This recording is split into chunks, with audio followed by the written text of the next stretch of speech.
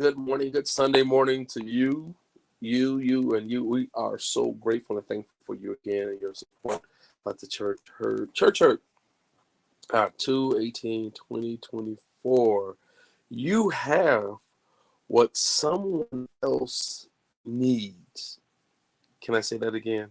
Will you allow me to? You have what someone else needs. What do you mean by that, Mr. Newman? I'm glad you asked. You have that hello. You have that handshake. You have that hug. You have that morning greeting, that leaving greeting, that confidence. You have something that somebody else needs. And until you release it, it just won't be with them. And sometimes it has to come from you, right? Oh, I'm reminded of several sermons that most people will say.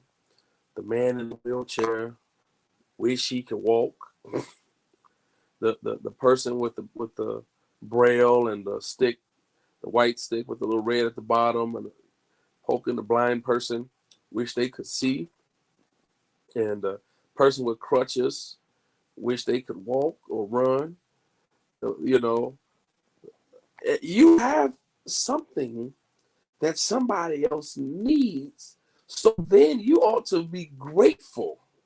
Deacon Odell, God bless you, sir. Thank you so much for your love and support. You have what somebody else needs. Being church people, being in a church culture, we realize what being grateful is all about. We have to realize what understanding the needs for others, right? I believe I said this last week or maybe a while ago. Sometimes you have to put, almost most of the time, I put myself in somebody else's situation. I put myself in someone else's shoes because I want to know, how would I feel if the shoe was on the other foot? How would I feel? How would I react? Right? Would I be upset? Would I be mad? Would I be down in the dumps? Would I be, trying to figure out how to become better? How to would I be content with what I'm dealing with? Like, how would I deal with this? You know. And the funny thing is, and I'm not sure if I've ever said this before, but I know I've talked to people personally and I've said this. I don't care how many times you put yourself in somebody else's shoes, you are still putting yourself in somebody else's shoes. You can't think like they can think.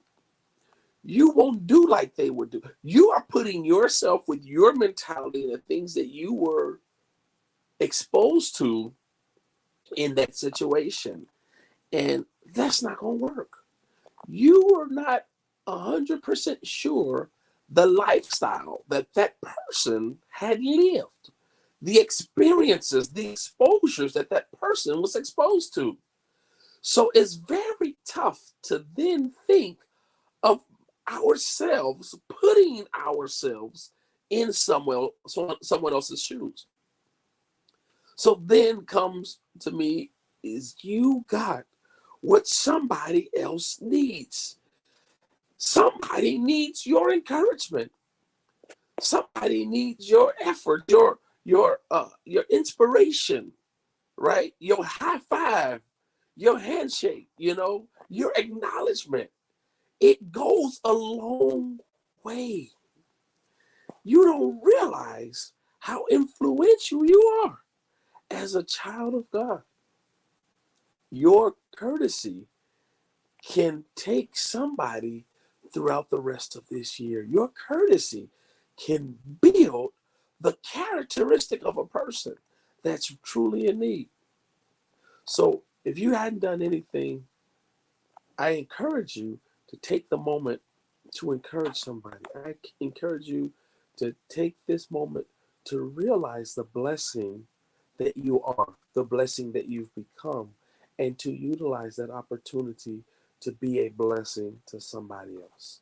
With that being said, God bless you. God keep you until next time. Remember, don't let the church hurt you. God bless you and God keep you until next time. Continue to pray for me as I pray for you.